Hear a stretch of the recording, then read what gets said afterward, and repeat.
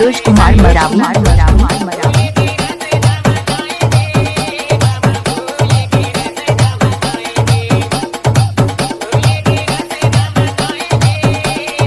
धर्राइटे फाड़ रही है, जिसके लग जाएगी उसे भी फाड़ देगी।